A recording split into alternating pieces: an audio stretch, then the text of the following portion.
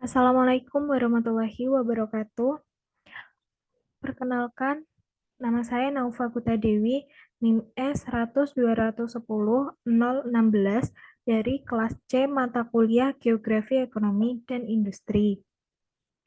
Pada kesempatan kali ini, saya akan menjelaskan dua subbab.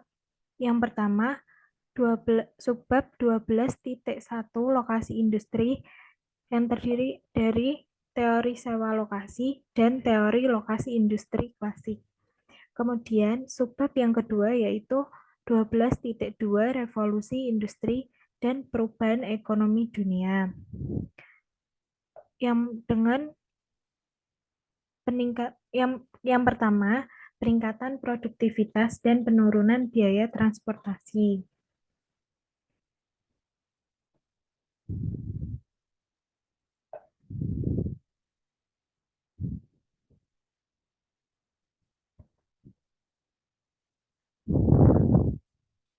12.1 Lokasi industri. Teori lokasi industri atau teori lokasi klasik yang berasal dari zaman Jerman merupakan bagian penting dari geografi ekonomi dan industri.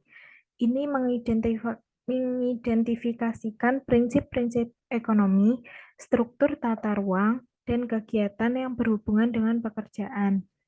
Teori ini mengasumsikan aktor-aktor rasional yang bertujuan untuk memaksimalkan keuntungan ekonomi dan dapat diterapkan untuk mengurangi biaya transportasi dan tenaga kerja, meskipun hasilnya mungkin tidak realistis.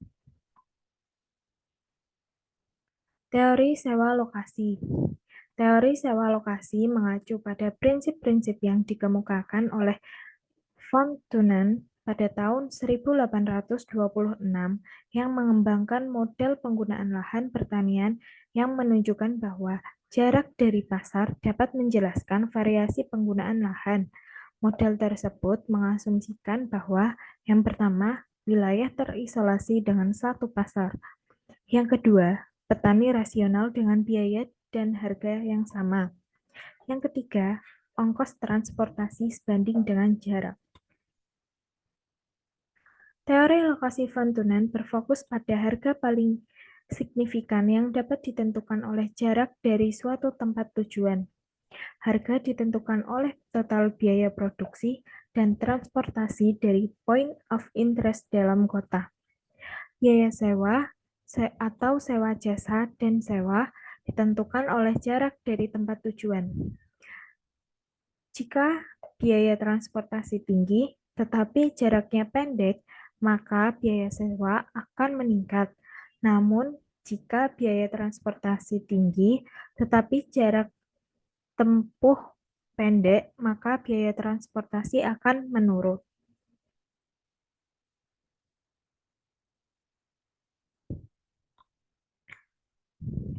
Kemudian, teori lokasi industri klasik. Teori lokasi industri menurut Alfred Weber merupakan bagian mendasar dari geografi dan industri yang dikenal dengan teori lokusi dengan luas daratan. Teori ini mengidentifikasi lokasi produksi yang optimal dan membantu perusahaan mengalokasikan operasinya di area yang tepat. Model lokasi industri Weber menyatakan bahwa model lokasi industri menurut Weber menyatakan bahwa suatu pabrik sebaiknya berlokasi pada suatu kawasan tertentu antara basis B dan pasar P dengan kawasan produksi B sebagai kawasan produksi barang dan pasar P menjadi kawasan konsumen P. Daerah produksi B adalah daerah tempat barang diproduksi dan pasar P adalah daerah tempat penjualan barang. Lokasi dengan luas lahan ditentukan dengan membandingkan biaya pengangkutan barang dari pangkalan ke pasar dan biaya pengangkutan barang dari pasar. Dalam model ini, luas area produksi ditentukan oleh biaya produksi dan biaya transportasi. Model ini juga mempertimbangkan variasi biaya transportasi terhadap waktu dan jarak. Ide Alfred Weber dikembangkan lebih lanjut oleh August Luss yang menggunakan konsep lokasi optimal dan teori Christaller. Luss mendefinisikan lokasi optimal sebagai titik di mana perbedaan antara total produksi dan total biaya paling signifikan berdasarkan area produksi yang sama. Luss juga mengembangkan model lokasi industri yang lebih komprehensif dengan mempertimbangkan faktor-faktor seperti harga migrasi dan pasokan tenaga kerja, serta mempertimbangkan distribusi barang dan jasa di seluruh wilayah. Jadi kesimpulannya, teori lokasi industri Alfred Weber adalah alat yang berharga untuk memahami hubungan antara produksi, transportasi, dan pembangunan ekonomi. Subbab yang kedua yaitu 12.2 Revolusi Industri dan Perubahan Ekonomi. Dua ciri utama revolusi industri yang telah berperan penting dalam merubah ruang ekonomi Eropa dan dunia yaitu yang pertama, adanya peningkatan produktivitas yang sangat besar dan penurunan biaya transportasi yang luar biasa. Yang kedua, transformasi dari masyarakat pertanian dan perdesaan menjadi masyarakat industri dan perkotaan. Peningkatan produktivitas dan penurunan biaya transportasi. Revolusi industri dimulai di Inggris pada abad ke-18 dan menyebar ke Eropa dan Amerika Serikat yang menghasilkan pertumbuhan produktivitas yang signifikan dan peningkatan lapangan kerja. Perkembangan perekonomian ini dipengaruhi oleh pesatnya pertumbuhan transportasi sehingga mempercepat migrasi penduduk dari daerah yang jauh ke kota besar. Revolusi industri juga menyebabkan perubahan signifikan dalam distribusi dan tingkat keterampilan individu.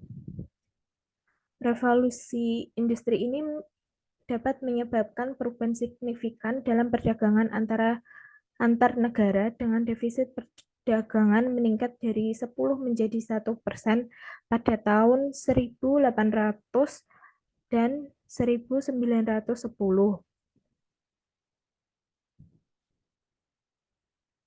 Biaya transportasi pada abad ke-19 juga meningkat secara signifikan, sehingga dapat menyebabkan perubahan drastis pada harga komoditas. Misalnya, kayak biaya pengangkutan barang per ton kilometer meningkat dari 4 menjadi 5 kilogram menjadi 0,1 kilogram per ton kilometer pada tahun 1910. Penggunaan teknologi dalam transportasi juga berkontribusi terhadap peningkatan biaya transportasi. Sekian dari saya, kurang lebihnya mohon maaf. Wassalamualaikum warahmatullahi wabarakatuh.